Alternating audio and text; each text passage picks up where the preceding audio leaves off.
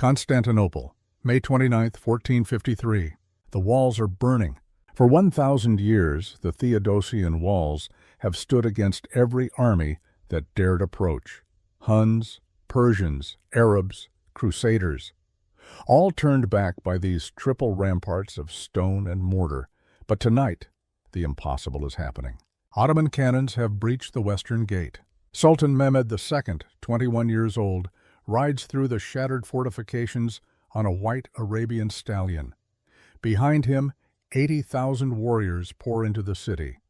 The Byzantine Empire, the last remnant of Rome itself, dies in flames and blood. This is the moment the medieval world ends. But here's what almost no one knows. This empire, the Ottoman Empire, the most powerful Turkic state in human history, should never have existed at all. 210 years earlier, the Mongol Empire executed a brilliant strategy to ensure that no Turkic power could ever threaten them again. They succeeded completely. They crushed the strongest Turkic state in Western Asia.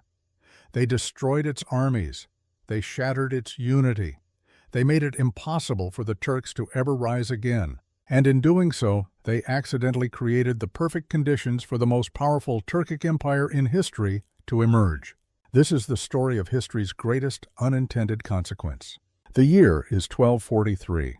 The place is Eastern Anatolia. And a single battle is about to change the fate of an entire civilization in ways that no one, not even the brilliant Mongol strategists, could possibly foresee. Before we begin, I want to ask you something. Where in the world are you watching this from? What time is it where you are right now? Drop a comment below. I'm genuinely curious what time zones this story is reaching. Because what happened 780 years ago holds lessons that matter today, no matter where or when you're watching. Now, let's go back. To understand how the Mongols accidentally created the Ottoman Empire, we need to start long before 1243. We need to go back to 1071, to a battlefield in eastern Anatolia where the fate of an entire region was decided in a single afternoon. The Battle of Manzikert. On one side, the Byzantine Empire, 70,000 men under Emperor Romanos Diogenes, the descendants of Rome, Christian, Greek-speaking, controlling Anatolia for over 1,000 years. On the other side, the Seljuk Turks, led by Sultan Alp Arslan, 40,000 cavalry from the Central Asian steppes, Muslim, Turkic-speaking, and about to change history. The battle lasted one day. By sunset, the Byzantine army was destroyed. Emperor Romanos was captured, and the door to Anatolia stood wide open. But here's what made Manzikert different from every other battle in that era. This wasn't just a military invasion. This was the migration of an entire civilization. The Turkic peoples who had lived on the steppes of Central Asia for centuries began pouring westward. They brought everything. Warriors, yes, but also farmers, craftsmen, scholars, merchants, families. An entire social system transplanted from the steppes to the mountains and valleys of Anatolia. 6 years later, in 1077, they established the Sultanate of Rum. Rum, the Arabic word for Rome, because this territory had once belonged to the Eastern Roman Empire, to Byzantium, and the Turks knew it. For the next century and a half, the Sultanate of Rum grew, not just in size, in sophistication. By the late 12th century, by the early 13th century, Rum had reached its zenith. It wasn't just a military state. It was a center of civilization. Imagine this. From the Mediterranean coast to the mountains of eastern Anatolia, a network of caravanserais. Stone buildings spaced exactly one day's journey apart along every major trade route. Fortified rest stops where merchants could sleep safely, where horses could be changed, where goods could be stored. These weren't crude shelters. They were architectural masterpieces, high vaulted ceilings, intricate stone carvings, separate quarters for different classes of travelers, workshops for repairs, mosques for prayer, hospitals for the injured. The Sultanate built hundreds of these structures. They connected Central Asia with the Mediterranean, silk from China, spices from India, wool from Anatolia, glass from Syria, all flowing through Rum's territory, all taxed by Rum's customs officials. The city of Konya became the capital. 50,000 people, libraries, madrasas teaching astronomy, mathematics, medicine, philosophy, poets composing in Persian and Arabic, architects designing mosques that still stand today. Trade with Genoa alone brought in millions of gold dinars annually. The Sultan's treasury could field 80,000 professional soldiers at full mobilization. The state infrastructure rivaled anything in Europe or the Middle East. But there's something fascinating about the Sultanate of Rum that most people miss. Something that reveals a profound strategic insight. The sultans had Turkic blood. Their armies spoke Turkic languages. Their warriors came from the steppes. But look at their court. Look at their culture. The sultans had Persian names, Kaikubad, Kaikaus, Kaikusra. The court officials spoke Persian. The official correspondence was in Persian. The poetry, the literature, the artistic traditions all bore deep Persian influence. Why? Because the Turkic peoples understood something that most conquerors never figure out. Military strength can win you territory, but to rule a civilized land, to actually govern cities and manage trade and maintain infrastructure, you need to learn from the civilizations that came before. The Turks were brilliant warriors. The Persians had 1,000 years of imperial administrative tradition. Instead of rejecting Persian culture as foreign, the Turks embraced it. They synthesized it with their own military traditions. This wasn't weakness. This was strategic sophistication. They took the mobility and tactical brilliance of steppe cavalry warfare and combined it with the administrative complexity of Persian statecraft. They created something new, Turco-Persian culture, a fusion that was stronger than either component alone. Think about what that required. The humility to admit what you don't know, the wisdom to learn from those you've conquered, the vision to create something new rather than just imitating the past. This is our first twist. The thing that seems like cultural surrender is actually strategic genius. The Sultanate of Rum became powerful not despite adopting Persian culture, but because of it. By 1240, the Sultanate was at its absolute peak. Sultan Kaikubad I ruled from a palace in Konya that rivaled anything in Cairo or Baghdad. His armies had defeated the Crusaders to the west. His diplomats maintained alliances across the Islamic world. His treasury was full. His borders were secure. Everything seemed perfect. But nothing lasts forever in history. And in the east, a storm was gathering, a force unlike anything the world had ever seen. In 1206, on the steppes of Mongolia, a man named Temujin united the Mongol tribes under a new title, Genghis Khan, universal ruler. What happened next changed the world. Over the next 2 decades, Mongol armies swept across Central Asia like a force of nature. They destroyed kingdoms that had stood for centuries.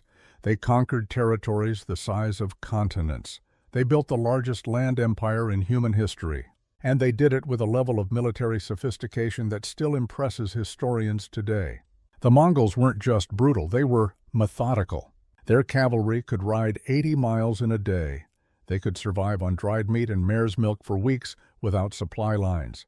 They could coordinate attacks across hundreds of miles using a messenger system faster than anything in the medieval world. Their composite bows, made of horn and sinew and wood, could penetrate armor at 300 meters. Their arrows could kill at distances where European crossbows were useless. But here's what made them truly unstoppable: their tactical doctrine. The feigned retreat, the pincer movement, the flanking maneuver executed with split-second timing across miles of battlefield. The ability to move 100,000 horsemen with the precision of a single unit. They studied their enemies. They adapted their tactics. They learned siege warfare from Chinese engineers. They learned espionage from Persian spies. They took the best from every culture they conquered and made it their own. Between 1219 and 1221, they destroyed the Khwarezmian Empire, one of the most powerful Islamic states of the era, an empire that controlled much of Central Asia and Persia. Cities that had stood for 1,000 years were reduced to rubble in days. Bukhara, Samarkand, Merv. The destruction was systematic, calculated, designed to send a message that would echo across continents. Modern historians estimate between 2 and 15 million people died in those 3 years. The sources vary wildly, and we'll never know the exact number. But even the most conservative estimates suggest a catastrophe on a scale the world had rarely seen. This wasn't random violence, this was strategy. The Mongols understood something fundamental about empire. Fear is a weapon. If you make an example horrific enough, future enemies will surrender without a fight. The terror of Mongol conquest saved the Mongols themselves countless casualties. Resist and be annihilated. Submit and be spared. By the early 1230s, the Mongols had conquered most of Persia, and now they were bordering the Sultanate of Rum. Sultan Kaikubad I was a wise man. He'd heard the stories coming from the east, cities destroyed, armies obliterated, populations massacred. He understood that Rum, for all its wealth and power, could not defeat the Mongols on the battlefield. So in 1236 he made a pragmatic decision. He acknowledged himself as a vassal of the Mongols. He agreed to pay annual tribute, tens of thousands of gold dinars every year, along with silk and horses and other valuable goods. It was humiliating, but it was smart. Rum couldn't win a war against the Mongols, but by submitting without a fight, Kaikubad bought something priceless: autonomy, the right to continue ruling his own territory, the preservation of his state's internal structure. For several years, this strategy worked perfectly. The Mongols got their tribute. Rum got to survive. Everyone benefited. But then, in 1241, something happened that changed everything. Great Khan Ogedei, the son of Genghis Khan, the ruler of the entire Mongol Empire, died suddenly. The empire fell into a succession crisis. The Mongol nobility began arguing over who should be the next great Khan. Armies that had been poised to invade Europe pulled back to Central Asia. The entire imperial machinery seemed to pause. And Sultan Kaikhosro II, who had inherited the throne from his father Kaikubad, saw what he thought was an opportunity. Kaikhosro was in his early 30s, educated, confident. He'd grown up in the palace at Konya, surrounded by the finest scholars and warriors in the Islamic world. He'd been taught that Rum was a great power, that the Turks were invincible warriors. And now, looking at the Mongol Empire apparently falling apart, he made a calculation. He declared an end to tribute payments. He sent word to the Mongol commanders that Rum was no longer a vassal state, that the Turks would no longer bow to foreign overlords. His advisors warned him. His father's old generals urged caution. But Kaikhosro was convinced. The Mongols were weak. They were distracted. This was Rum's chance to regain full independence. This decision would prove to be one of the greatest miscalculations in history. This is our second twist, because Kaikhosro underestimated 2 crucial things. First, despite the succession crisis, the Mongol military organization remained intact. The local commanders still controlled their armies. The supply systems still functioned. The tactical doctrine was unchanged. The empire might be arguing over leadership, but the war machine was still operational. Second, and more importantly, Kaikhosro didn't understand Mongol strategic thinking. For the Mongols, allowing a vassal to rebel without punishment would set a catastrophic precedent. If Rum escaped unpunished, every other vassal state across the empire would see weakness. They would all rebel. The entire tribute system that funded the Mongol state would collapse. From the Mongol perspective, crushing Rum wasn't personal. It was necessary. It was existential. The Mongol general responsible for the Anatolian frontier was named Baiju Noyan. He was in his 50s, a veteran of dozens of campaigns. He'd fought in China, in Persia, in the Caucasus. He'd seen every kind of terrain and every kind of enemy. He was methodical, patient, ruthless when necessary. When news of Kaikhosro's rebellion reached him, Baiju didn't react emotionally. He didn't rush into battle. He followed protocol. He summoned Sultan Kaikhosro to reaffirm his submission. Kaikhosro refused. Baiju declared war. Now Kaikhosro understood the danger. His moment of confidence evaporated. He began assembling the largest army Rum had ever fielded. He called up every soldier from across the Sultanate. He reached out to allies. The Empire of Trebizond on the Black Sea coast sent troops. The Ayyubid rulers of Aleppo sent cavalry. Kaikhosru even hired Frankish mercenaries, Christian soldiers willing to fight for gold. By the summer of 1243, Kaikhosru had assembled 80,000 men. It was an impressive coalition. On paper it looked formidable. Baiju had only 30,000 Mongol warriors, along with some support troops from Georgia and Armenia, who had already submitted to Mongol rule. The odds seemed to favor Rum. But numbers aren't everything in war. The Rum forces were a coalition, different languages, different commanders, different loyalties. Some soldiers were motivated by faith, some by gold, some by fear of punishment if they didn't show up. The Mongol army was a unified force. Every warrior had been training since childhood. Every officer had risen through merit. Every tactical maneuver had been practiced 10,000 times. They moved like a single organism. And they were led by a general who'd been winning battles for 30 years. The two armies met at a place called Kosa Dağ. The name means beardless mountain. It's a pass in eastern Anatolia between the cities of Sivas and Erzincan. High altitude, rocky terrain, summer heat. The date was June 26, 1243. As the sun rose that morning, Kaikhosru looked out at his army and must have felt a flicker of hope. He had the numbers. He had the defensive position. Maybe, just maybe, he could pull off a miracle. Baiju looked at the Rum forces and saw exactly what he expected: a large, undisciplined coalition. He gave the order to advance. What happened over the next hours would determine the fate of Anatolia for the next 2 centuries. And it would set in motion a chain of consequences that not even Baiju, with all his intelligence and experience, could possibly foresee. The battle was about to begin. The first day of battle at Kosa Dağ began with a deception. Baiju didn't commit his full force. He sent forward only his light cavalry, 5,000 horsemen. They rode to within 300 meters of the Rum lines and began their work. The composite bow. If you've never seen one up close, you can't appreciate the engineering. 3 materials laminated together: wood for flexibility, horn for compression strength on the belly side, sinew for tensile power on the back, glued with hide adhesive that had been boiled for days, wrapped with birch bark to protect the joints, then lacquered multiple times to seal against moisture. It took a master bowyer a full year to make a single bow.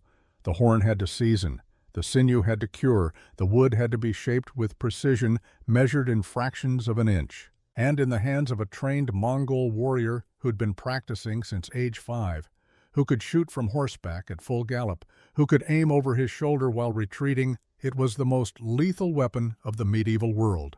The effective range was 300 meters. With a skilled archer, you could penetrate chainmail at 200. Kill an unarmored man at 350. The Mongol cavalry didn't charge. They circled, just out of effective range of Rum's archers, who were using simpler bows with half the power. And they shot. Not wild volleys, precise, targeted shooting. At the Rum commanders identifiable by their armor and position. At the horse officers trying to organize formations.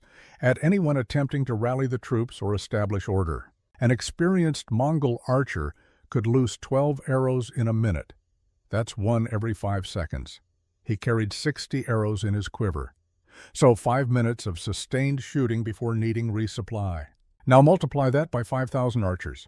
The mathematics of death became overwhelming. The sky darkened with arrows, not a metaphor, an actual visible mass of projectiles arcing through the morning sun. Men started falling in the Rum front lines, not hundreds, not yet. But enough to create fear, enough to make soldiers look up instead of forward. Enough to break the concentration needed to maintain formation discipline. Kaikhosru gave the order to advance. It was the tactically correct decision. You cannot simply stand still under sustained arrow fire. The casualties accumulate. Morale erodes. Eventually, the line breaks. You must close the distance. You must engage in melee combat where armor matters, where numbers matter, where the advantage of the composite bow disappears. The Rum heavy cavalry charged. 8,000 horsemen, armored in mail and lamellar, carrying lances and sabers. Frankish knights alongside Turkish Ghazis, alongside Armenian cavalry. Different styles of armor, different tactical traditions, but all committed to the same objective: close with the enemy, break their formation, win through shock and weight. A wave of steel and horseflesh thundering across the rocky ground toward the Mongol position. The Mongol light cavalry turned and fled. Not in panic, not in disorder, in perfect formation. They wheeled their horses as one unit and galloped away from the advancing Rum forces, still shooting backwards as they rode. The famous Parthian shot, steering the horse with knee pressure, twisting in the saddle, aiming over the shoulder, loosing arrows at pursuers while retreating at speed. It looked like cowardice. The Rum cavalry pursued. They'd been told stories about Mongol cowardice, about how these steppe barbarians couldn't stand up to real warriors in real armor, how they relied on tricks because they lacked courage. Now it seemed to be true. The Mongols were running. The Rum forces picked up speed. The distance between the two armies closed. 400 meters, 300, 200, and then the trap closed. From behind two low ridges on either side of the valley, ridges that had seemed empty, that had been scouted and declared clear, Baiju's heavy cavalry appeared. 10,000 horsemen in full armor. They'd been waiting since before dawn, hidden in shallow depressions, lying flat beside their horses. Absolutely still, absolutely silent, patient. They hit the Rum forces on both flanks simultaneously. This is the moment when battles are decided, not by courage, not by inspiring speeches, by geometry and timing. The Rum cavalry was strung out in a pursuit formation. Their flanks were exposed. Their rear was unprotected. They were oriented toward an enemy that was already out of reach. Their momentum carried them forward when they needed to be turning to meet the new threat. The Mongol heavy cavalry crashed into them from the sides with perfect coordination. Lances shattered against armor, horses screamed. Men went down under the hooves of war horses that had been bred on the steppes specifically for size and aggression and combat temperament.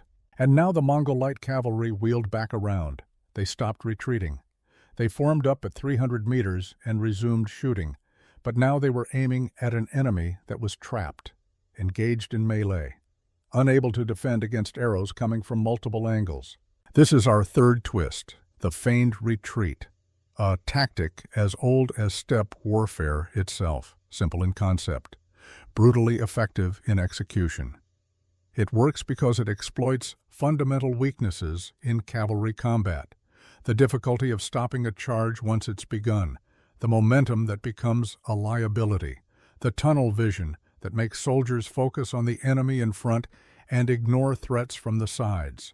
The Mongols had used this tactic for generations, against the Jin dynasty in China, against the Khwarezmians in Persia, against the Russians at the Khalkha River. It worked every time because human psychology doesn't change. The urge to pursue a fleeing enemy is hardwired, and discipline breaks down in the chaos of combat. Kaikhosro had walked directly into it. The Rum cavalry tried to disengage, tried to reform, but cavalry battles don't work like that. Once you're in melee, once formations break down, it becomes 1,000 individual fights. Chaos in its purest form. Kaikhosro's commanders screamed orders, tried to organize a retreat, tried to establish a defensive line where men could rally and reorganize. But the Mongols had done this 10,000 times before. They knew exactly how to prevent a disorganized cavalry force from reforming.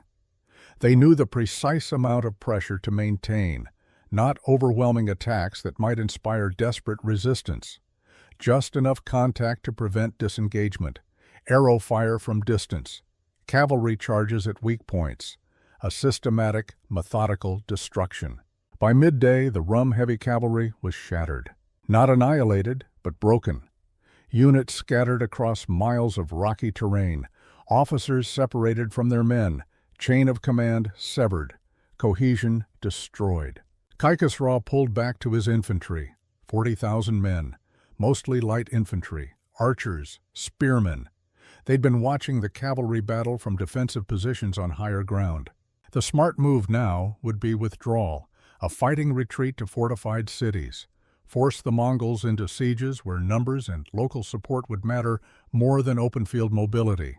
But retreat requires coordination, discipline, trust between different units that they'll cover each other's withdrawal, that no one will break and run and leave the others exposed. Kaikhosru's army was a coalition, and coalitions are fragile. The Frankish mercenaries looked at the destroyed cavalry and made a calculation. They were being paid to fight, not to die in a losing cause. When the employer is clearly losing, when the outcome is no longer in doubt, the contract becomes void. Professional soldiers know when to cut their losses.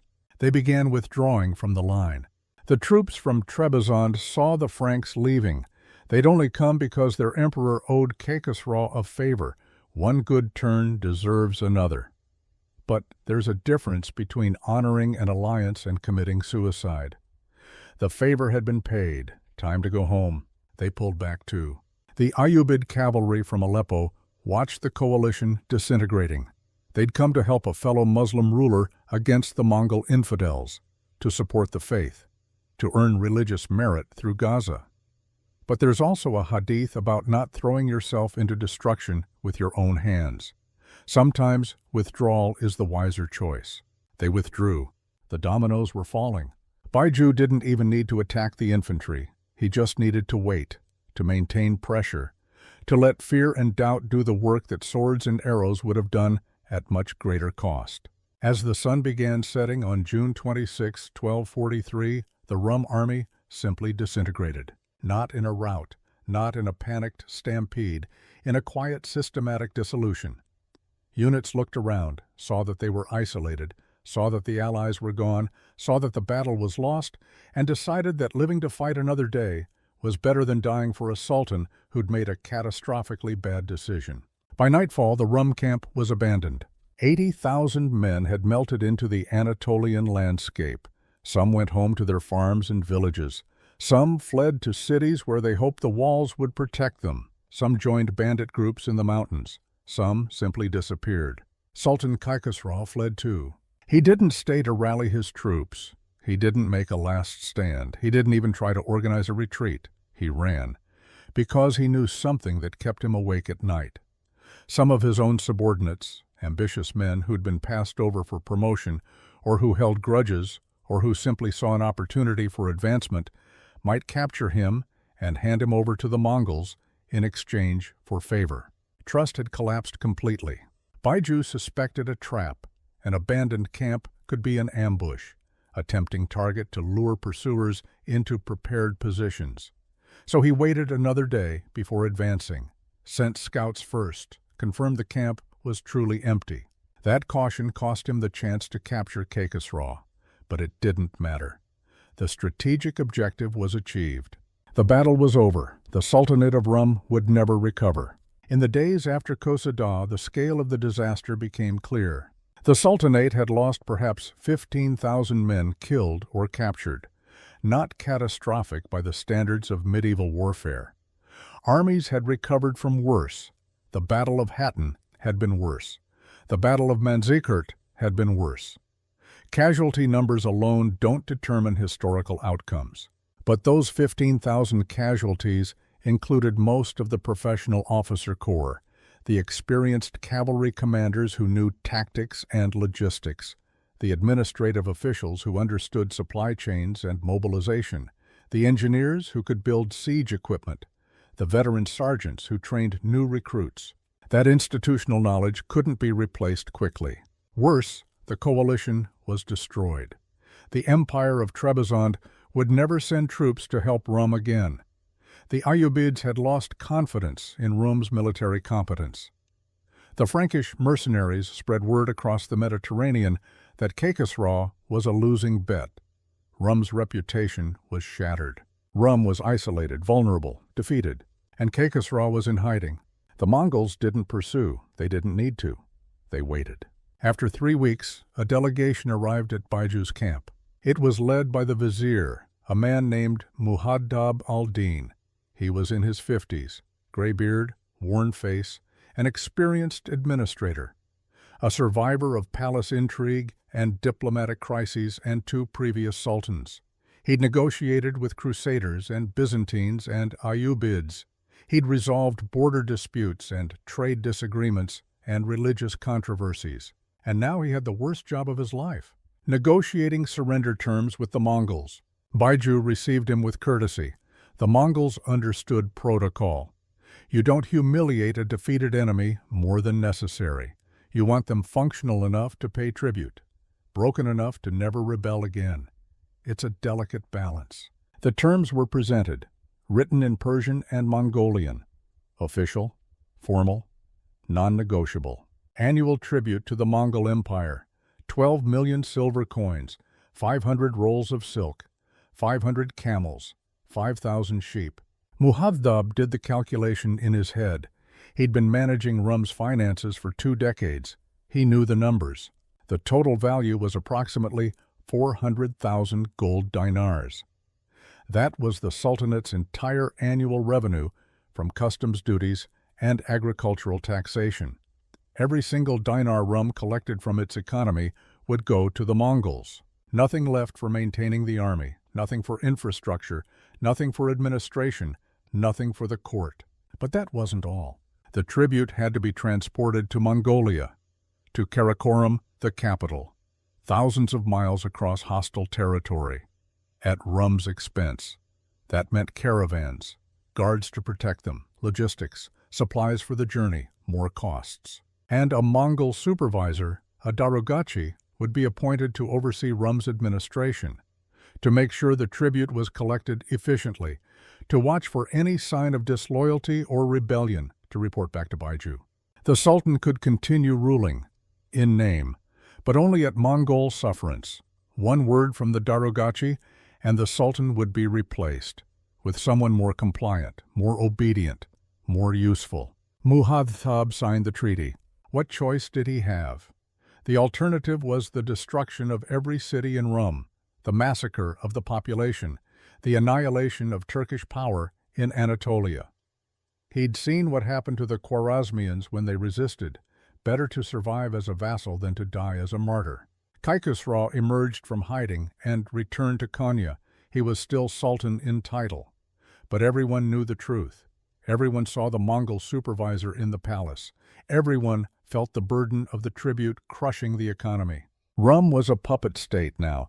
The proud sultanate that had rivaled the greatest powers in the Islamic world was reduced to a tributary, a province in all but name. The humiliation was total. But Kaikhosro still had one more disaster ahead of him. In 1246, 3 years after Kozada, Sultan Kaikhosro died. The sources don't agree on how. Some chronicles say illness, some hint at poison, some suggest assassination. Medieval historical records are frustratingly vague about such details. It doesn't really matter. What matters is what happened next. Kaikhosro had 3 sons, Kaikous, Kilij Arslan, Kaikubad, all adults, all ambitious, all believing they deserved the throne. In a stable kingdom with strong institutions, there would be clear succession rules. The eldest inherits, or the most competent, or the one designated explicitly by the previous ruler. Disputed successions are rare when the state has authority. But Rum wasn't stable anymore. The Mongol defeat had shattered the state's legitimacy. The tribute was bleeding the economy. Regional governors had grown semi-independent because the center lacked resources to enforce obedience. Army commanders controlled their own power bases and owed loyalty to whoever paid them. And each of Kaikhosro's 3 sons had different supporters, different factions, different promises of reward. They began fighting for the throne, not with words and legal arguments, with armies and sieges and assassinations. Rum descended into civil war. The Mongols watched this happening with calculated satisfaction. This is our 4th twist, because here's what most people miss about Mongol imperial strategy. They didn't just conquer territory, they managed it with sophistication. A unified Rum, even as a vassal, could potentially rebuild its strength over decades, could potentially rebel again in a generation. could become a problem that would require another military campaign to resolve. But a fragmented Rum, a sultanate divided into rival factions fighting each other, brothers killing brothers, resources wasted on internal conflict instead of external resistance. That was no threat at all. That was perfect from the Mongol perspective. Baiju didn't intervene in the civil war. He didn't pick a side. He didn't send troops to support any faction. He let them fight, let them exhaust themselves, let them destroy what remained of Rum's military capacity. And when the fighting had drained all three brothers of resources and will, when none of them could achieve victory, when the country was bleeding from internal wounds, Baiju imposed a solution. The Sultanate was divided into three parts. Each brother got one section. Each ruled semi-independently. Each paid tribute directly to the Mongols. Divide and rule. The oldest trick in the imperial playbook, but effective. Three weak sultans competing with each other were infinitely preferable to one strong sultan uniting resistance. The brothers spent their energy fighting each other instead of plotting against their Mongol overlords. Perfect. From 1246 to 1308, the Sultanate of Rum existed in name only. Real power lay in Mongol hands. In 1256, all of Anatolia formally submitted to the new Great Khan, Mungka. The Mongol succession crisis was resolved. The political center was stable again, and the grip on Anatolia tightened. In 1264, Sultan Kilij Arslan died. His section of Rum was placed under direct Mongol administration, not even the fiction of a Turkish sultan anymore. A Mongol viceroy ruled from Konya. The pretense of Turkish sovereignty evaporated entirely. The central state weakened year by year, day by day. Regional governors, the Beylerbeys, began acting independently. They collected taxes, but kept most of them. They raised armies loyal to themselves, not to any sultan. They made deals with local powers without consulting anyone. They were effectively independent rulers of small territories. Small principalities called beyliks emerged throughout Anatolia. These weren't organized rebellions. These weren't declarations of independence. This was entropy, the slow dissolution of a state that had lost the ability to enforce its authority.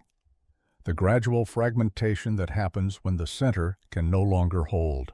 By 1300, there were more than 30 independent beyliks scattered across Anatolia, some large, some tiny, each controlled by a local strongman, each with its own army, each collecting its own taxes, each conducting its own foreign policy.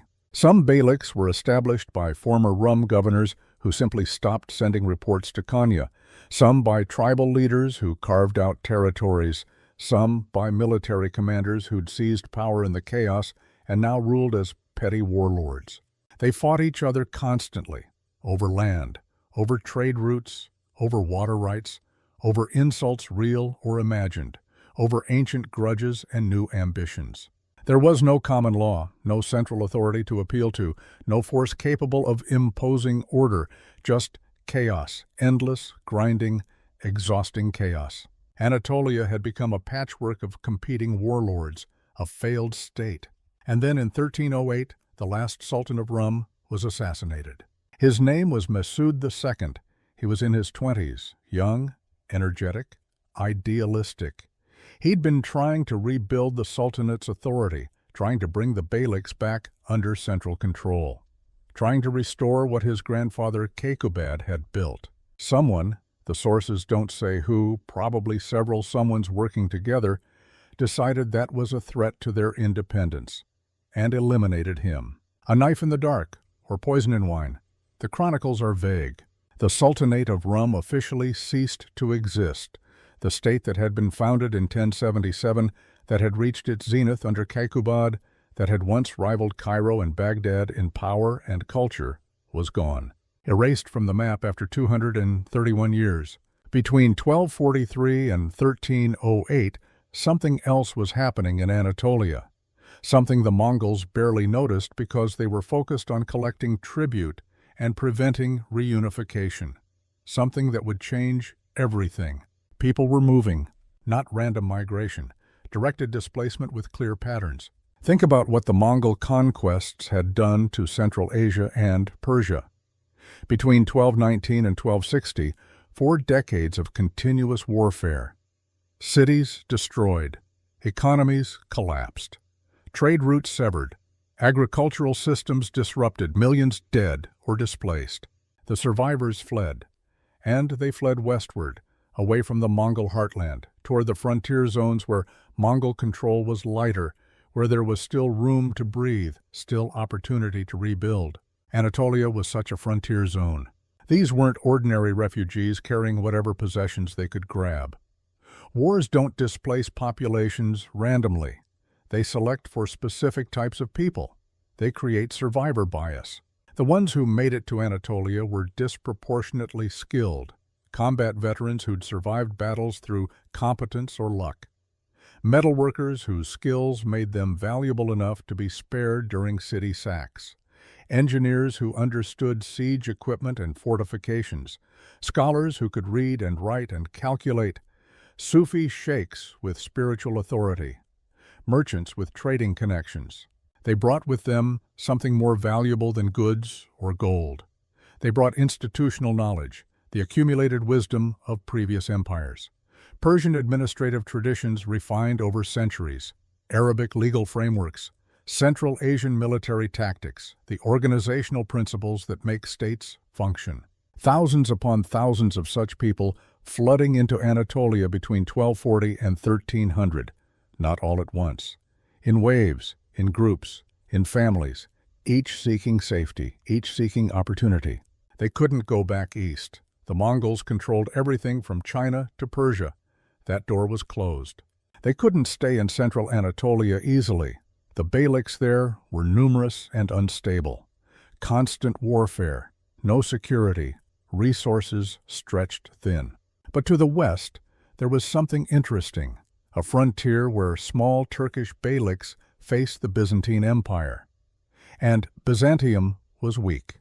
The Fourth Crusade in 1204 had been a disaster for Byzantium.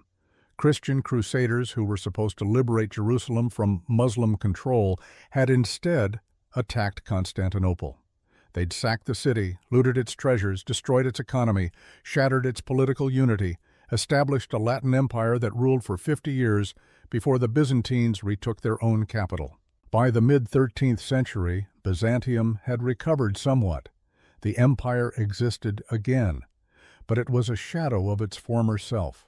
Civil wars, economic crisis, territory shrinking year by year, military capacity degraded, no longer the great power it had been for 1,000 years. And on the Byzantine frontier in northwestern Anatolia, there were small Turkish beyliks, minor principalities led by local warlords, offering something that displaced refugees desperately wanted: the chance to fight, the chance to expand territory, the chance to serve Islam by conquering Christian lands, the chance to participate in Gaza, holy war, which carried both material rewards through plunder and spiritual rewards through religious merit.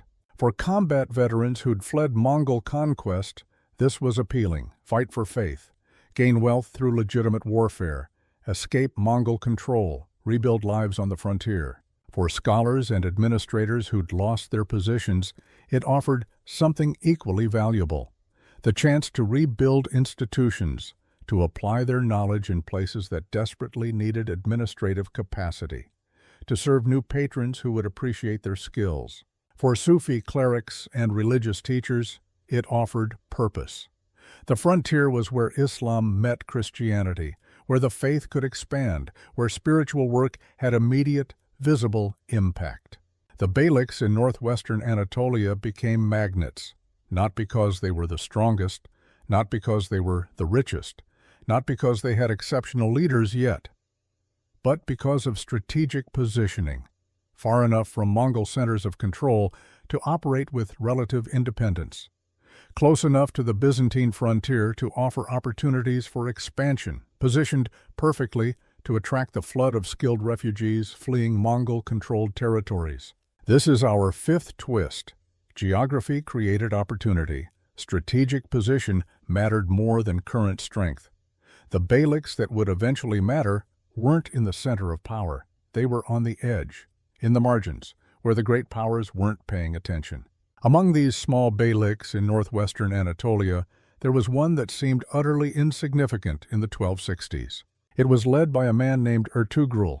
He was a tribal leader from the Kayu clan, Turkic origins, probably from the Central Asian steppes originally, though the sources are unclear and contradictory about his early life.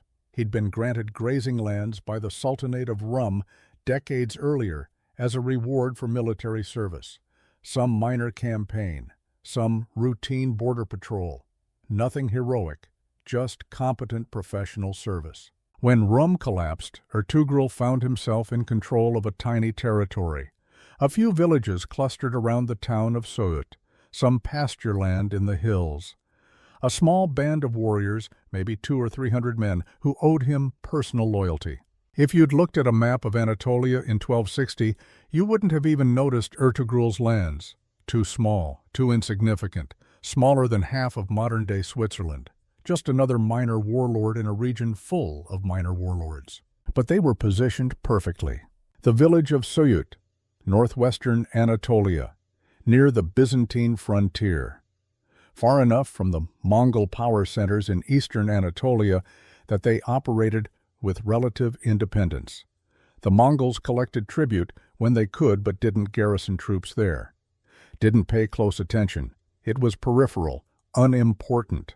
Close enough to weakening Byzantine territories that expansion westward was possible. The Byzantine theme system had collapsed in that region. Local commanders operated independently. Some fortresses were abandoned. Some were undermanned. The empire couldn't send reinforcements. It was vulnerable. Ertugrul was getting old by the 1260s.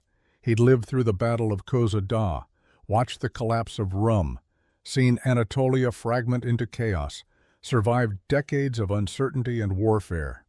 But he'd survived, and he'd positioned his small beylik in a place with strategic potential.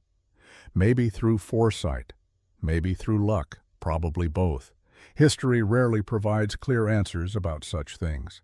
In 1258, exactly 15 years after the Battle of Köse Dağ, a child was born in the village of Söğüt. His name was Osman. He was Ertugrul's son, and he would change history. Osman grew up in a world of ruins. He was born in 1258, 15 years after Köse Dağ, 15 years into the slow-motion collapse of what had once been a great sultanate.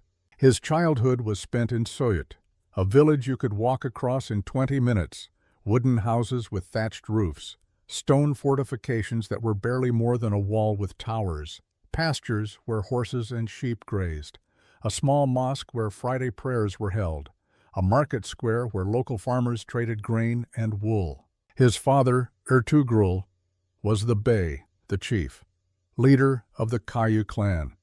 He controlled maybe 300 square kilometers of rocky Anatolian terrain, rolling hills, some forests, a few streams, not rich land, but enough. He could call up perhaps 500 warriors if he gathered every able-bodied man from every village under his protection, men who owned their own horses and weapons, who'd trained since childhood in archery and swordsmanship, who owed personal loyalty to Ertugrul through bonds of kinship and oath. In the grand scheme of Anatolian politics in the 1260s, Ertugrul was nobody. A minor warlord in a region full of minor warlords, one beylik among 30, unremarkable, forgettable. But Ertugrul understood something that most of his contemporaries didn't, something he'd learned through decades of surviving in a dangerous world.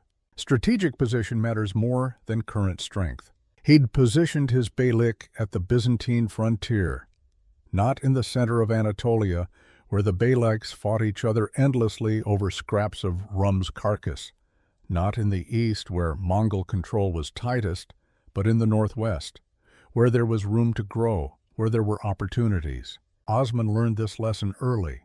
He learned it by watching refugees arrive. They came in small groups at first, a family of craftsmen from Konya fleeing the chaos of the Mongol occupation. The city had become dangerous, arbitrary arrests, confiscations, Mongol officials demanding bribes, better to leave. to find a place on the frontier where a skilled metalworker could make a living in peace. A group of warriors who'd served in the armies of a Beylik that had been destroyed by a rival. Their lord was dead. Their oaths were void. They needed a new patron, someone who would appreciate their skills and pay them fairly. A Sufi sheikh and his disciples, maybe 20 men, looking for a place to establish a new lodge. They'd fled from a city in Persia where the Mongols had been cracking down on religious gatherings they considered potentially seditious. They wanted somewhere remote, somewhere the Mongols wouldn't bother them. Later, the groups got larger, more organized, entire communities displaced by the constant warfare between beyliks, whole villages that had been caught between two warring lords and decided to flee rather than be destroyed. Scholars who'd lost their positions when their patrons were killed in one of the endless succession disputes.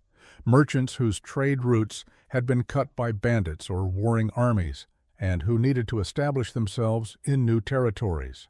They all came west, and many of them ended up in Sut. Why? Because Ertugrul offered something that was surprisingly rare in the chaos of 13th century Anatolia: stability, security, and purpose. The stability came from his political astuteness. He didn't get involved in the feuds between the larger beyliks.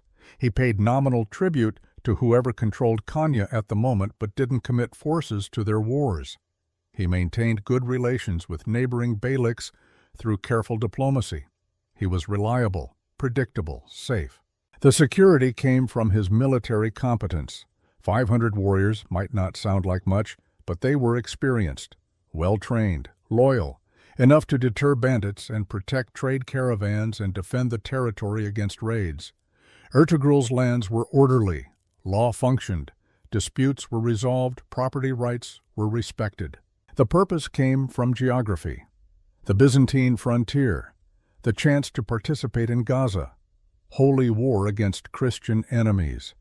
For Muslim warriors displaced by Mongol conquests, who'd seen Islamic states destroyed by pagan conquerors, the chance to fight for the faith against Christian enemies was psychologically powerful.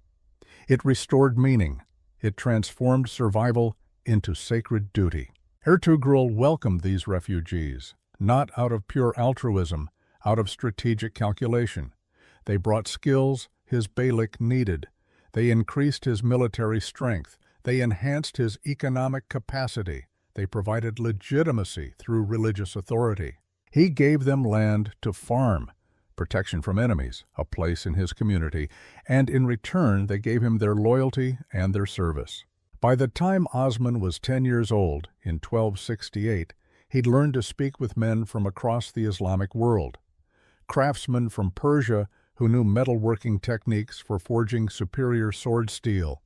Scholars from Bukhara who could read Arabic and Persian and teach mathematics and astronomy. Warriors from the armies of the Khwarezmian Empire who understood siege warfare and cavalry tactics at a level of sophistication beyond anything practiced in Anatolia. Sufi mystics who provided spiritual guidance and religious legitimacy. This was Osman's education, not formal schooling in a madrasa, not book learning alone, real education, learning from living repositories of institutional knowledge, men who'd served in great courts, who'd studied in famous madrasas, who'd fought in battles across half of Asia, who carried in their heads the accumulated wisdom of civilizations. Osman absorbed it all. He learned administrative practices from Persian bureaucrats, military tactics from Central Asian warriors, religious law from trained scholars, diplomatic protocol from men who'd negotiated treaties for sultans and emirs. When Osman was 20 in 1278, his father Ertugrul died. Osman inherited a beylik that was still tiny by any objective measure, maybe 800 square kilometers now, perhaps 1,000 warriors, annual revenue that might support a modest household and maintain a small standing guard force, but nothing more. But he inherited something more valuable than territory or wealth. He inherited strategic position. He inherited a diverse population with valuable skills. He inherited a growing reputation as a place where ambitious men could find opportunity. And he inherited his father's wisdom, the understanding that position matters, that patience pays off, that building something lasting requires foundations, not just flags on a map. Osman's first major decision, as Bey revealed his character. He didn't immediately launch a major military campaign. He didn't try to conquer neighboring beyliks. He didn't make grandiose declarations or ambitious claims. He consolidated, he organized, he strengthened what he already had. This is the quality that military historians often miss when they analyze Osman's success. He wasn't a particularly brilliant tactical commander. There are no famous battles named after him like Kosa Dağ or Manzikert, no revolutionary innovations in warfare attributed to him, no dramatic victories against overwhelming odds. What Osman had was patience and organizational genius. He understood that rapid expansion creates rapid collapse, that conquering territory means nothing if you can't hold it, that administrative capacity determines sustainable power more than battlefield victories, that building something lasting requires systematic development, not heroic gestures.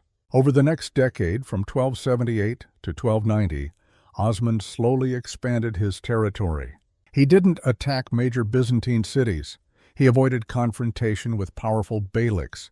He didn't overextend his forces or his logistics. Instead, he targeted small Byzantine fortresses, isolated strongpoints that were difficult for Constantinople to reinforce.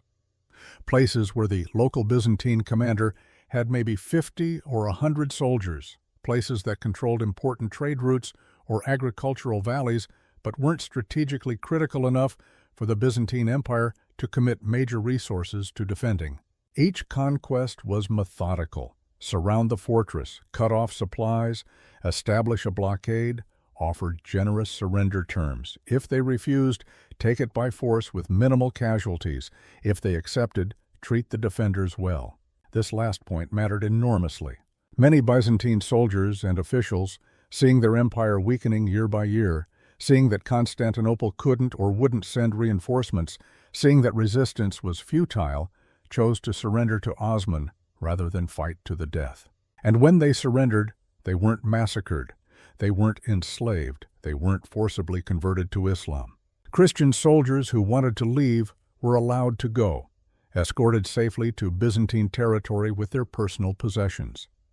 Those who wanted to stay and serve in Osman's forces were welcomed, given positions based on their competence, not their religion. Byzantine administrators who knew how to collect taxes efficiently, who understood local land tenure systems, who could read and write in Greek, were kept in their positions, paid, respected. Word spread through the Byzantine frontier: surrender to Osman and you'll be treated fairly. Resist and you'll eventually lose anyway because Constantinople can't help you. This wasn't altruism, this was strategy. Every fortress that surrendered without a fight saved Osman casualties and time. Every Byzantine official who kept working saved him the effort of building administrative systems from scratch. Every Christian soldier who joined his army added to his strength without depleting his Turkish and Muslim population for military service. Every fair treatment of surrendered enemies enhanced his reputation and made future conquests easier. Osman was building a state, not just leading raids, and he had help. The refugees who'd been arriving for decades weren't just warriors.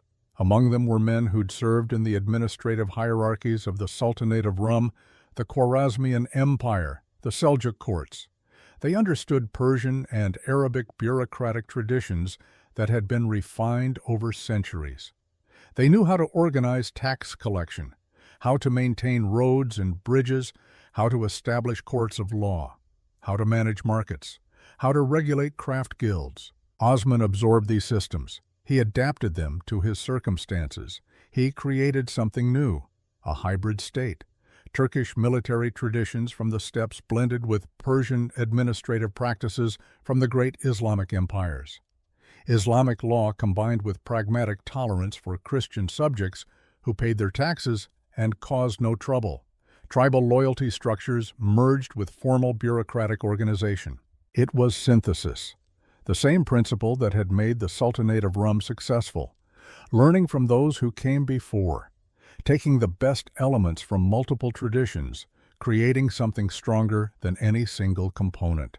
By 1299, Osman controlled a significant swath of northwestern Anatolia, perhaps 5,000 square kilometers, multiple fortified towns, a population of maybe 50,000, mixed Muslim and Christian, an army that could field 3,000 to 4,000 warriors for major campaigns, plus local militias for garrison duty. Still small compared to the great powers of the era, but no longer insignificant, no longer just another minor beylik that could be ignored. And in that year, Osman made a decision that was more symbolic than strategic, but symbols matter in politics. He declared independence, not from the Mongols directly. They'd never really controlled northwestern Anatolia anyway. The region was too peripheral, too far from their centers of power. They collected tribute occasionally when they sent a darugachi through the region, but it was sporadic, irregular, not systematic control. The declaration was about internal Anatolian politics. For decades, the various beyliks had maintained a comfortable fiction. They were subordinate to the Sultanate of Rum. Even though Rum barely existed anymore, even though the last sultan had been assassinated 9 years earlier, even though no central authority functioned, they maintained this fiction because it provided legitimacy. The Sultanate of Rum, in theory, was the rightful ruler of Anatolia, the successor to the Seljuks, the legitimate Islamic state in the region. The beyliks were just temporary administrators acting on behalf of the Sultan until order could be restored. It was a useful legal fiction. It meant no beylik had to claim ultimate authority. It avoided religious questions about who had the right to rule as an Islamic sovereign. Osman ended that fiction. He ordered that the Friday prayers in the mosques of his territory be conducted in his name, not in the name of any Sultan of Rum, not in deference to any higher temporal authority, in his name alone. In Islamic political tradition, this was a declaration of sovereignty. The Friday sermon, the khutbah, named the legitimate ruler. Whoever was named in the khutbah held political and religious authority in that territory. By having his name spoken in the mosques, Osman was saying something profound. I am the ruler here. I recognize no superior. I answer to God and to no man. 1299 is traditionally considered the founding date of the Ottoman Empire. Though, if you'd looked at a map that year, empire would have seemed like an absurd exaggeration. You could walk across Osman's entire territory in a few days. It was smaller than many modern counties. It controlled no major cities. It had no standing bureaucracy worthy of the name. It was barely a state at all in modern terms. But the seed was planted, the claim was made, and Osman had the will and the skill to make it real. Over the next 27 years, from 1299 to 1326, Osman doubled his territory, then doubled it again, then kept expanding. The growth wasn't constant. There were years when he gained nothing, years when he lost ground to Byzantine counterattacks, wars with neighboring beyliks that ended in stalemate, defeats, setbacks, periods of consolidation where he focused on administration rather than conquest. But the overall trajectory was growth, and the strategy remained consistent. Target Byzantine territories, expand westward toward Constantinople, avoid major confrontations with powerful Turkish beyliks unless absolutely necessary. Build administrative systems as fast as you conquer land. Treat surrendered populations fairly to facilitate future conquests. Use every victory to attract more refugees and warriors. In 1326, Osman's son Orhan achieved something significant. He captured Bursa. This wasn't a fortress. This wasn't a minor strongpoint. This was a real city, a Byzantine provincial capital, perhaps 50,000 people. Walls, churches, markets, an educated population, administrative infrastructure, economic importance. It was only 150 kilometers from Constantinople itself, visible from the Bosphorus on a clear day. Bursa became the first Ottoman capital. Osman died soon after the conquest. He was 68 years old. He'd spent his entire adult life building something from almost nothing. From a beylik smaller than half of modern Switzerland to a state that controlled tens of thousands of square kilometers. From a few hundred warriors to an organized army, from a tribal chief to the founder of a dynasty. He never saw what would come next, never saw Constantinople fall, never saw the empire that would bear his name control 3 continents. Never knew that historians would study his methods 7 centuries later. But he'd laid the foundations, and his successors built on them. Orhan ruled from 1326 to 1362, 36 years. He continued his father's strategy with one important addition. He began recruiting Christian boys through a system called devshirme, taking them young, training them as elite infantry, the janissaries, training the brightest as administrators, converting them to Islam, but using their knowledge of Christian societies to govern mixed populations. It was controversial. Some Islamic scholars objected, but it worked. It created a core of administrators and soldiers who were fanatically loyal because they owed everything to the Ottoman state, who had no competing tribal loyalties, who could be deployed anywhere without local connections complicating their duties. Under Orhan, the Ottomans crossed into Europe for the first time. They established fortresses on the European side of the Dardanelles. They began recruiting Balkan Christians into the army. The state became more sophisticated, more complex, more capable. Orhan's son, Murad I, ruled from 1362 to 1389. 27 years. He pushed deeper into the Balkans. He defeated Serbian armies, Bulgarian armies. He established Ottoman control over Thrace and Macedonia.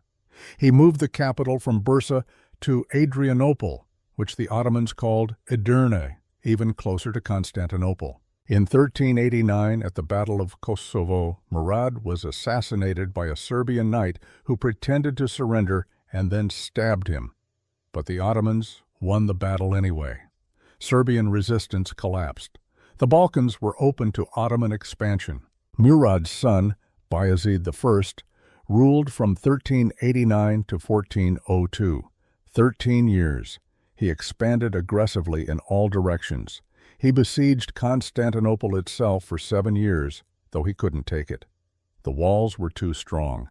The Byzantine navy controlled the sea approaches, but he surrounded it, strangled its economy, made its ultimate fall inevitable. Bayezid seemed unstoppable. He was called Yildirim, the Thunderbolt, because his armies moved with shocking speed, because his campaigns were decisive, because he won battle after battle. Until 1402, when he met Timur, the last great Central Asian conqueror, at the Battle of Ankara. Bayezid lost, catastrophically. He was captured, died in captivity. The Ottoman state seemed on the verge of total collapse, but it didn't collapse. Because by then, it had administrative depth, institutional resilience. It wasn't dependent on a single ruler. The structures Osman and Orhan had built were strong enough to survive even this disaster. Bayezid's sons fought a civil war for the throne. 11 years of internal conflict. Mehmed I eventually won. He rebuilt, consolidated, strengthened the institutions, restored the territories that had been lost. His son, Murad II, expanded again, pushed further into the Balkans, defeated Hungarian armies, Polish armies, Crusader coalitions, made Ottoman dominance in southeastern Europe permanent. And Murad's son Mehmed became Sultan in 1444 at age 12. He was brilliant, obsessive, educated in multiple languages, studied military engineering and mathematics and history, and he had a single-minded goal that consumed him: Constantinople, the city that had stood for 1,100 years, the last remnant of Rome, the great prize that no Muslim army had ever taken despite centuries of trying. By 1453, Mehmed was 21. He'd been planning the siege for years. He'd commissioned the largest cannons ever built, bronze monsters that required dozens of oxen to transport, that could fire stone balls weighing half a ton, that could breach walls that had turned back every army for a millennium. He'd recruited the best engineers from across Europe and the Middle East. Hungarian gun founders, Italian architects, Serbian miners, anyone with skills relevant to siege warfare. He'd assembled an army of 80,000 men, Turks, Balkan Christians serving as vassals, Serbian cavalry, Albanian infantry, Bulgarian auxiliaries, a multinational force united under Ottoman command. The siege began in April 1453. Constantinople's walls were the greatest defensive fortifications ever built. Triple ramparts, inner walls 40 feet high, outer walls 25 feet high. A moat 60 feet wide and 20 feet deep, towers every 200 feet. A defensive system refined over 1,000 years. Emperor Constantine XI, the last Byzantine emperor, had only 7,000 defenders, professional soldiers, Italian mercenaries, Genoese crossbowmen, Cretan archers, Greek militia, brave men, skilled men, but hopelessly outnumbered. There was no possibility of victory. No relief force would come. The Byzantine Empire had no allies left who could help. It was alone, surrounded, doomed. But Constantine chose to fight anyway, to die defending what his ancestors had built, to make the end worthy of the empire's long history. For 53 days, the bombardment continued. The cannons fired thousands of rounds. The walls cracked. Sections collapsed. Byzantine defenders frantically rebuilt at night what the Ottomans destroyed during the day. They fought with desperate courage. But courage alone couldn't overcome mathematics, couldn't overcome superior firepower, couldn't overcome the inevitable. On May 29, 1453, at dawn, Mehmed launched the final assault. Ottoman forces poured through the breaches in the western wall, through the gates that could no longer be held, into the city in an overwhelming wave. Constantine died fighting on the walls, sword in hand, defending the empire until his last breath. He threw off his imperial regalia so he'd die as a soldier, not as a ceremonial figure. His body was never identified with certainty, lost in the chaos of the final battle. By sunset, Constantinople was Ottoman. Mehmed rode into the Hagia Sophia, the great church that had been the heart of Eastern Christianity for 900 years. The architectural masterpiece with its impossible dome that seemed to float on light. He ordered it converted into a mosque, renamed it Hagia Sophia. The Byzantine Empire was gone. The 1,000-year successor to Rome had fallen. The medieval world had ended. A new era had begun. And the Ottoman Empire had become one of the most powerful states in the world. From a small beylik in Suyut to an empire controlling 3 continents, from a few hundred warriors to armies that would threaten Vienna and besiege Malta, from a tribal chieftain named Osman to sultans who would rule for another 469 years until 1922, when the last sultan was deposed and Turkey became a republic. The Ottomans became far stronger than the Sultanate of Rum had ever been, more powerful than any Turkic state in history, more enduring than most empires in any civilization. And here's the profound irony that brings us to our final twist. This should never have happened. The Mongols destroyed the Sultanate of Rum in 1243, specifically to prevent a Turkic power from threatening them. They succeeded completely. They shattered Rum. They fragmented it deliberately. They made sure no unified Turkish state could emerge in Anatolia. They did everything right according to their strategic logic. And yet, 2 centuries later, from the ruins they created, an empire emerged that was more powerful than anything they'd destroyed. How? 4 factors converged, each one a necessary condition, none sufficient alone. First, the Mongols created a vacuum without building a replacement structure. They were excellent at destroying states, but Anatolia was peripheral to their concerns. Just a province on the edge of their vast empire, not worth the administrative effort of direct rule, so they left it fragmented, collected tribute, maintained chaos, and assumed that chaos would prevent any single power from becoming dangerous. They were wrong. In that chaos was opportunity for someone positioned correctly, someone patient enough, someone who understood that fragments could be built into something new. Second, the Mongol conquest displaced enormous populations of skilled people who fled westward. These weren't ordinary refugees, wars select for survivors. The ones who made it to Anatolia were disproportionately capable.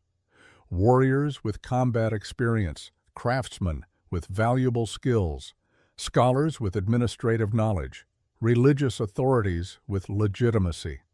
They brought with them the institutional knowledge of fallen empires, Persian bureaucratic traditions, Arabic legal frameworks, Central Asian military tactics.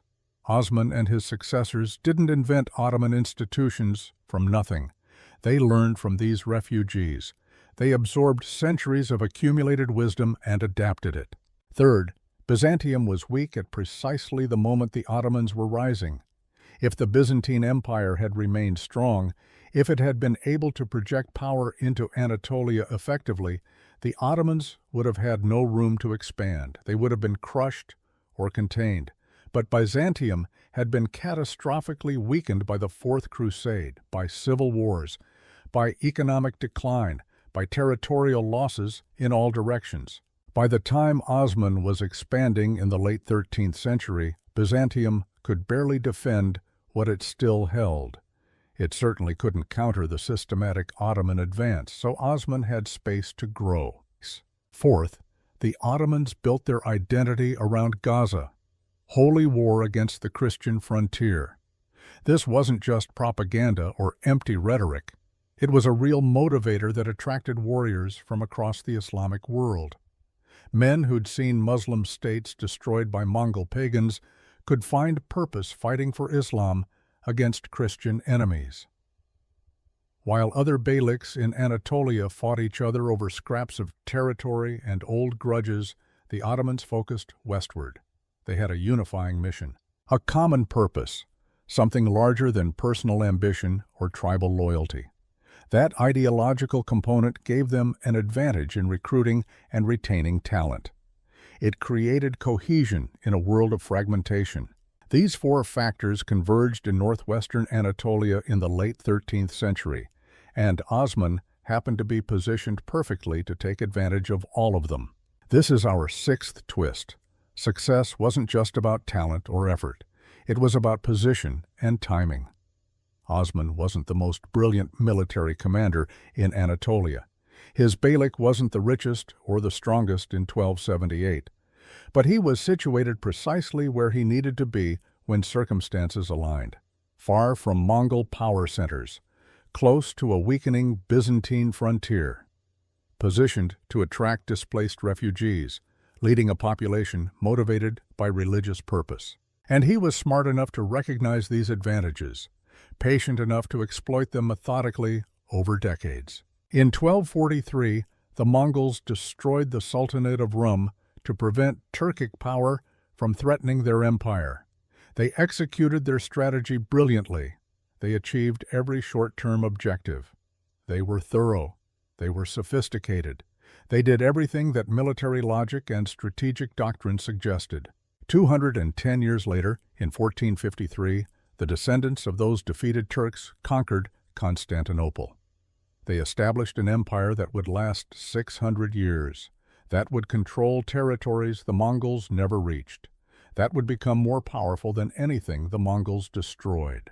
The Mongols optimized for a short-term goal: eliminate the threat, prevent reunification, maintain control through fragmentation. They succeeded completely in that objective. But they failed to account for what would emerge from the ruins. They created opportunities without intending to. They displaced populations who carried knowledge to new places. They left Anatolia chaotic but not directly controlled. They focused on tribute collection rather than state building. They assumed that preventing a strong unified state was sufficient. They didn't imagine that something new could be built from fragments. This is our seventh and final twist. In complex systems, actions have consequences far beyond their immediate effects. The Mongols were one of the most intelligent empires in human history. They had sophisticated intelligence networks. They planned campaigns years in advance. They studied their enemies meticulously. They understood logistics and strategy at a level most societies couldn't match. But even they couldn't foresee that destroying Rum would create conditions for the Ottomans. Even they couldn't predict all the second-order and third-order effects of their decisions. History teaches humility. We act with imperfect knowledge. We optimize for goals we understand. We deal with problems we can see, but the future is opaque. Consequences ripple outward in ways we cannot predict. What seems like victory may contain seeds of future defeat. What seems like catastrophe may create opportunities for later success. 780 years later, what remains? The lesson of unintended consequences, that our certainty about outcomes is often hubris, that complex systems behave in ways that defy prediction, that acting in the world requires humility about what we don't know. The Battle of Kozada in 1243 seemed like a decisive endpoint. The Mongols had won. Rum was destroyed. Turkic power in Anatolia was broken. The strategic objective was achieved. But it was a beginning, not an ending. The beginning of a process that would unfold over 2 centuries, that would create something the Mongols never imagined, that would produce consequences they never intended. On a spring evening in 1453, an old shepherd stands in the hills above Soyut, the village where Osman was born, where this story began. He looks west toward the horizon where Constantinople burns, where Ottoman cannons have breached walls that stood for a millennium, where the medieval world is ending and a new age is beginning. He remembers stories his grandfather told him, about the old days when Rum was strong, about the Battle of Kozada, about the dark years when everything seemed lost, about a young man named Osman who believed that ruins could be rebuilt, who understood that position mattered, who had patience. The shepherd doesn't understand all the politics and strategies, doesn't know the theories that historians will develop centuries later. But he understands something fundamental, that endings are sometimes beginnings, that from destruction comes creation, that the future emerges from places we don't expect, in ways we don't predict. He turns back to his sheep, back to the simple work of survival. But he carries within him a truth that will echo across centuries. History bends in unexpected ways. The mightiest empires plant seeds of their own decline. The smallest survivors can become the mightiest powers. And our certainty about what will happen next is often the thing that blinds us to what actually emerges. Act with wisdom, prepare for the unexpected, and remember that the consequences of our choices unfold in ways we can neither predict nor control. The Mongols destroyed Rum to prevent an empire. They created the conditions for the greatest Turkic empire in history. History has that kind of irony, and it remembers.